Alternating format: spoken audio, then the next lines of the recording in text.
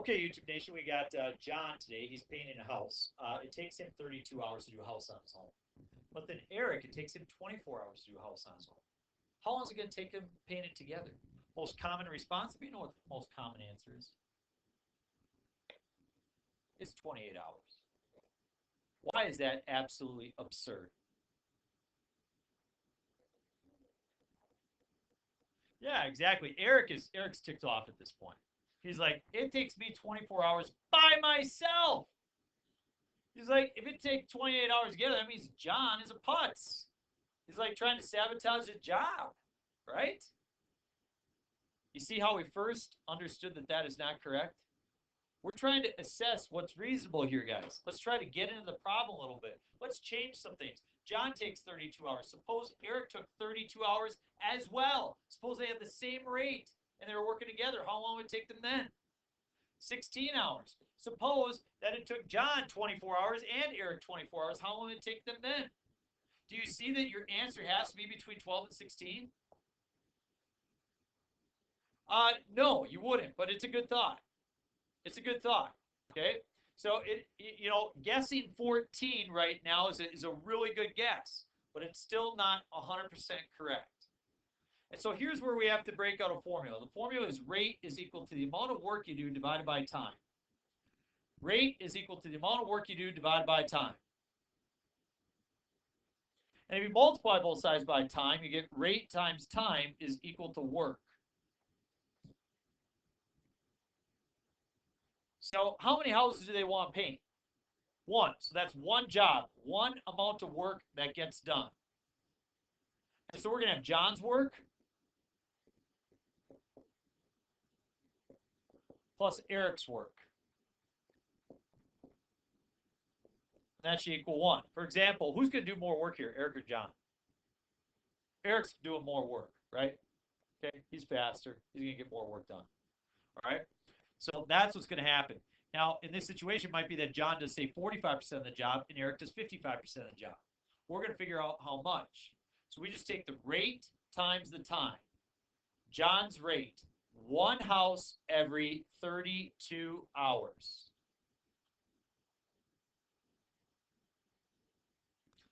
Times the amount of time it takes them to do it together.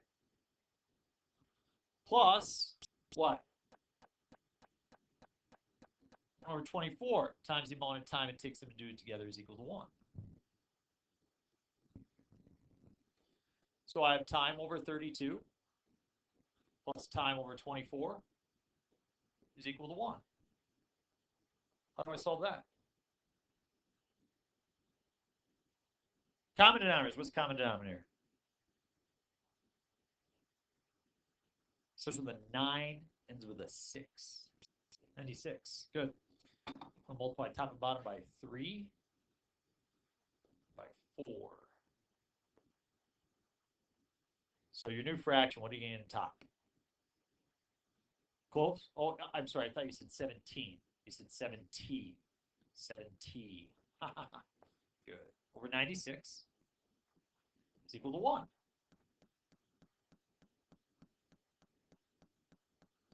Multiply by 96 over 7.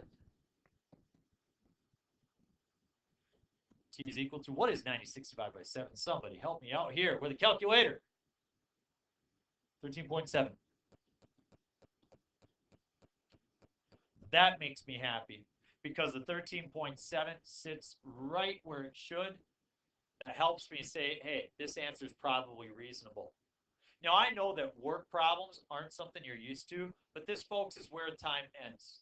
The fact is that you've been really smart in math your whole life, but you haven't seen a work problem before, have you? See, I can put problems up all day. 2x plus 1 is equal to 4x minus 9, and I know you can solve them all the time. You've seen it before. This is the measure to see where you're headed as a math student. You haven't seen this before. So you're going to be able to do it on the test, but you can't reference back to the things you've learned since 7th grade. New material. How are you going to respond? Make sure you know how to do a work problem. Flip it over. Let's see who else is working. Looks like Matt and Sue are working. Matt and Sue, they can paint a house in 5 hours if they work together. If John can paint a house twice as fast as Sue, how long would it take? Where'd John come from?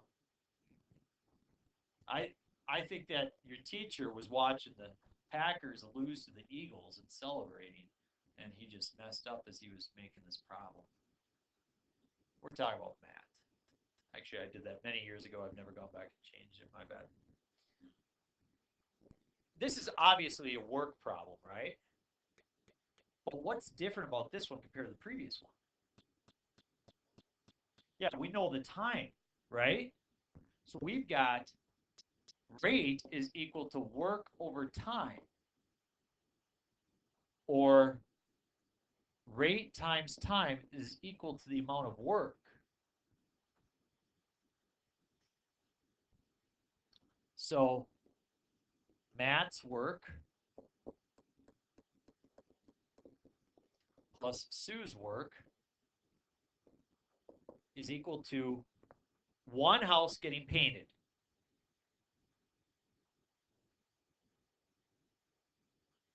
Well, the amount of work that Matt does is equal to his rate times his time. Well, his rate is whatever Matt's rate is. I'll call it R sub M. And then the amount of time, how much time does he take to paint it with Sue? 5. And then I don't know Sue's rate. We'll multiply that by 5. That's equal to 1. This time I know the time. Now I'm looking for the rates. And I'm all confused about it because how does it compare the rates? That's twice as fast. So let's just make something up, okay? It's always fun to just make something up, okay? How long do you want to take Matt? How long should it take Matt to paint a house? What do you want, Caitlin? How long do you want to take Matt to paint a house? 18 hours. She wants Matt to take 18 hours to paint a house. That means one house every 18 hours. So suppose that was Matt's rate. What would Sue's be? How long would it take Sue? It would be 36. So she would be 1 over 36. Now, we don't know if those are the actual rates, do we? No, but it does help me find an expression. If Matt was 1 over t, then Sue would be 1 over 2t. You see how I set that up? Again, if you don't know how to do the problem, just do the problem. Just give Matt a number and figure out what Sue would be and look at the relationship. See that? It's a great strategy. Well, now I know what I'm doing. I've got 1 over t times 5, or 5 over t, plus 5 over 2t is equal to 1.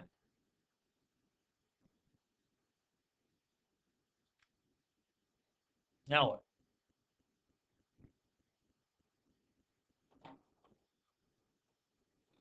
Yep, by 2. So what do I have on top? 15 over 2t is equal to 1 over 1. Got a denominator with a variable. Great way to get denominator out of variable out of denominator is cross multiply. Got 2t is equal to 15. So t is equal to 7.5 hours.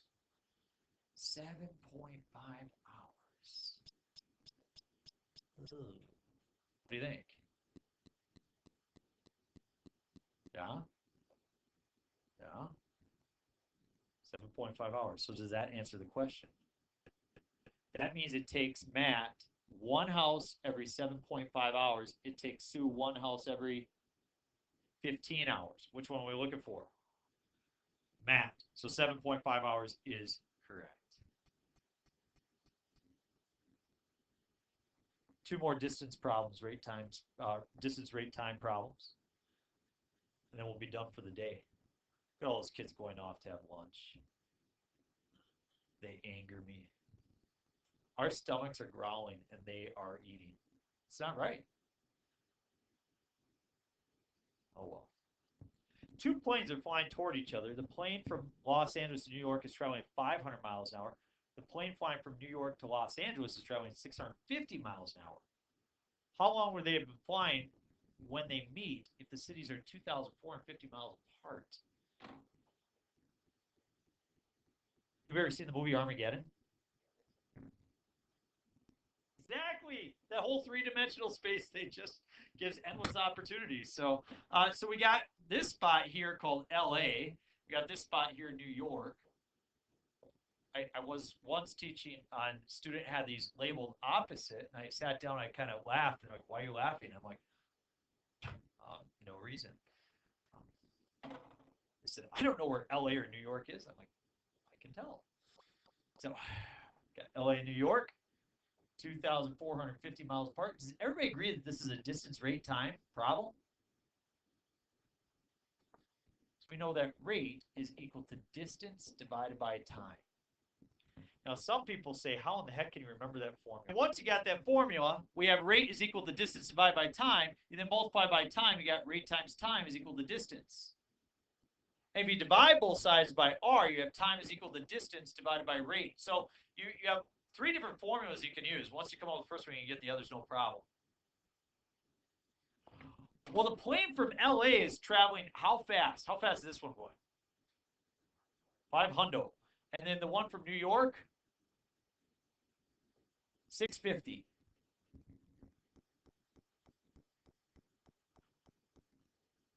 So are they going to meet right in the middle?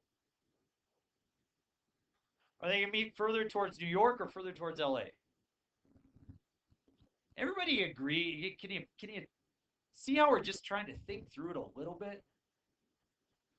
Now I'm going to show you the other way that you try to figure this out. Then we want to try to figure out what's the same, and I need a volunteer. You can see that the distance is not the same, the rates are not the same, but the time is the same. So we take the time of each one and set it equal to it.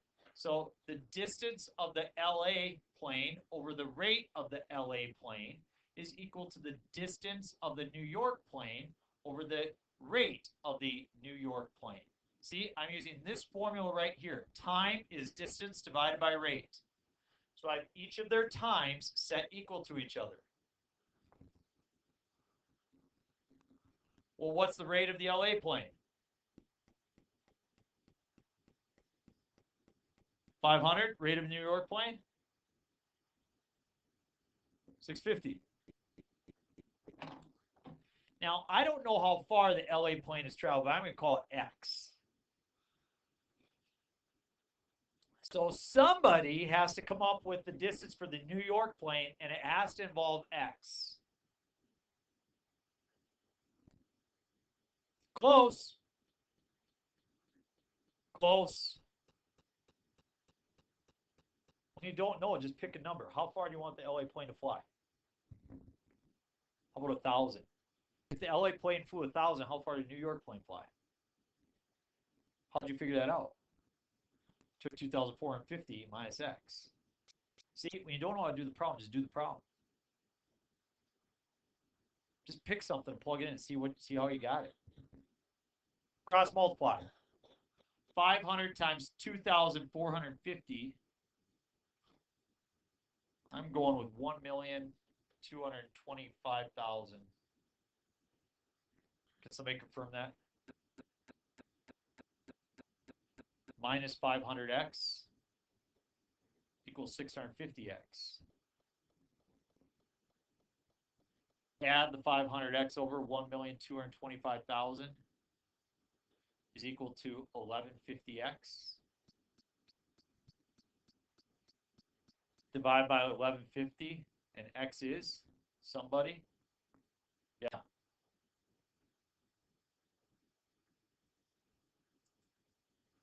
$1,065.2. Did we answer the question?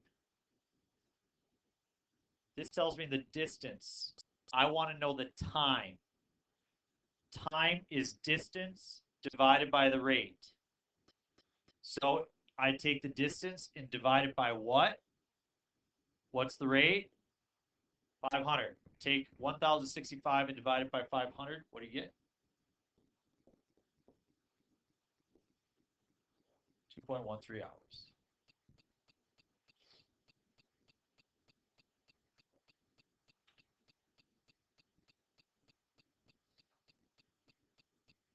You're doing well.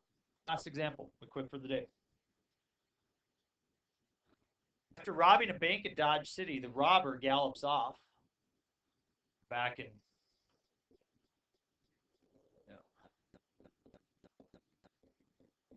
14 miles per hour. Then the marshal leaves 10 minutes later.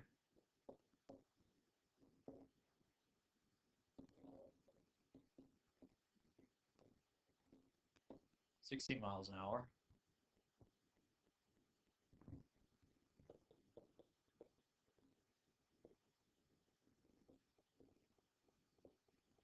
Question is, how long does it take the marshal to catch up with the bank robber? Are you convinced that the marshal will catch up with the bank robber? Eventually. You might have to, like,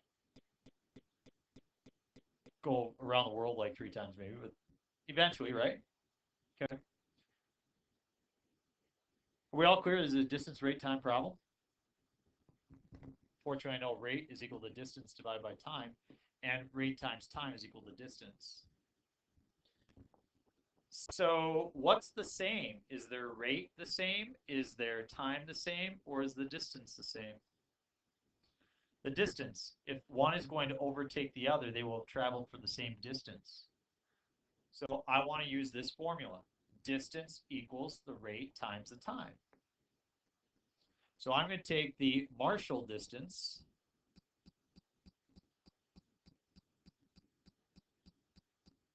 and set it equal to the robber distance.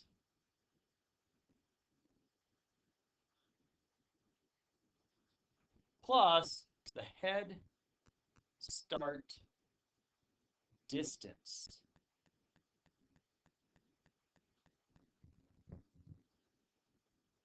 So if the marshal's distance is rate times time, what do I write for the marshal's distance?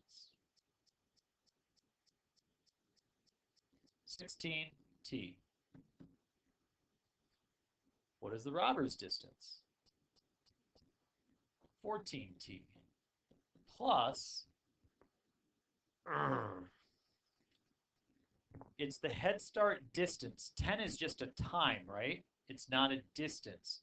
I need to take the rate of the head start. What's the rate of the head start? It's 14 times, what is the time of the head start? 10 minutes, but I'm working in hours. 1/6 of an hour. And now the problem becomes easy. You all know how to solve this. Subtract 14t and we get 2t. 14 times 1/6 is 7/3. I will divide by 2 or multiply by 1/2 and I get time is equal to 7/6. What does 7/6 mean?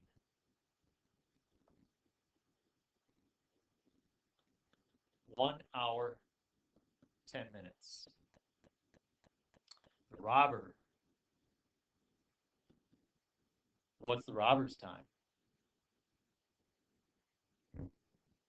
1 hour, 20 minutes.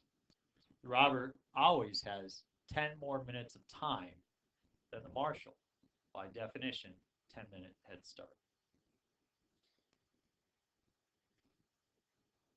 Good work. On Monday, we're just going to do one problem. It's a beauty. We have the rest of the time to work. Got some math to do this weekend. But that way, next weekend, you shouldn't have much at all. Hopefully, a nice, clean week of enjoying homecoming. Later, YouTube.